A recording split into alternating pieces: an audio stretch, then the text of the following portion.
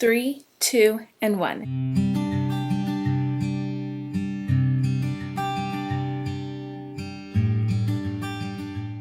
Hey guys, welcome back to my channel. If you're new here, my name is Vicky, and today I'm going to be showing you guys how I made homemade peanut butter. I'm also going to be showing you guys how I roasted the raw peanuts. Now you could just buy roasted peanuts if you want, but I had just raw peanuts, so I went ahead and roasted them myself. And as far as seasoning goes, I did season the peanuts whenever I roasted them, and I just used salt and pepper. You could honestly do just whatever you want here.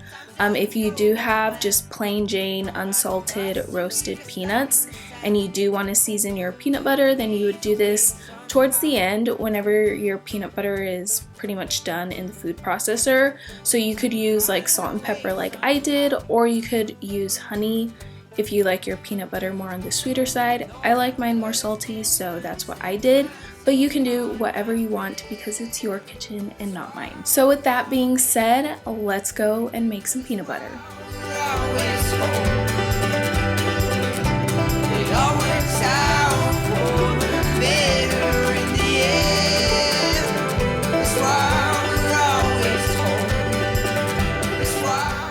We're going to start off by preheating the air fryer to 330 degrees Fahrenheit. So while the air fryer is doing its thing, we're going to get a mixing bowl and pour in our 2 cups of raw peanuts. And then I'm going to do 1 tablespoon of oil, 3/4 of a teaspoon of salt, 1/4 of a teaspoon of pepper, and we're going to give that a good mix.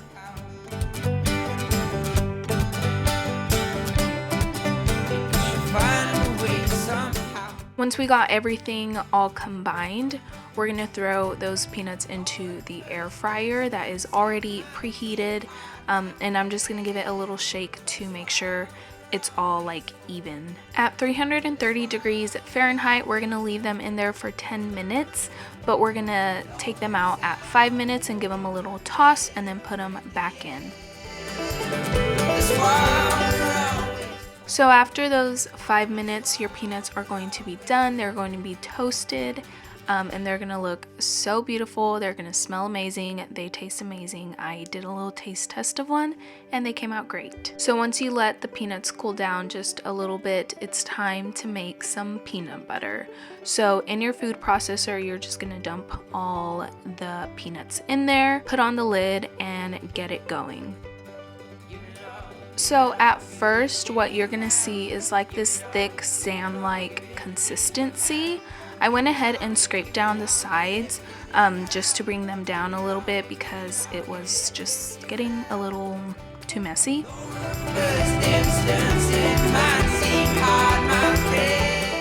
After a little while, it started to form like this ball, but I just left it alone. It'll break down on its own, and just give it about 5 minutes and it'll start to turn into that peanut butter consistency. It's really interesting to see the different stages that the nuts go through throughout this process, because at first you have like this thick sand-like consistency, then it turns into kind of like a Play-Doh, and then you get this creamy liquidy peanut butter.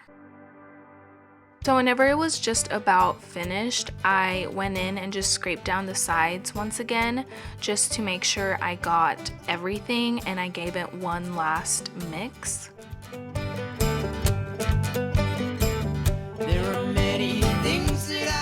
So as you can see, you're then going to be left with this very liquidy, creamy, shiny peanut butter. I went ahead and put mine in like an empty jelly jar, but any type of mason jar will do. So yeah, that, my friends, is how you make homemade peanut butter. So that is how it's done, you guys. It's super easy, super delicious, and super fun to make.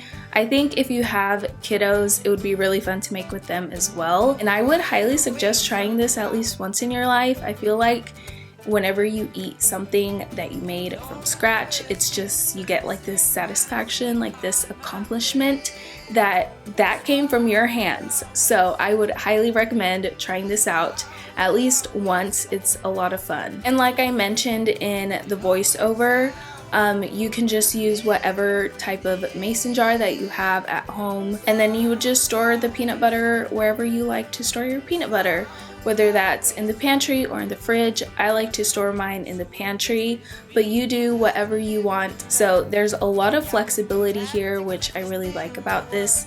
It makes it even more fun to make. So that is it for today's video. If you enjoyed it, please give it a thumbs up. Don't forget to subscribe. All the links to my social media are going to be linked down below, and I will see you guys in my next video.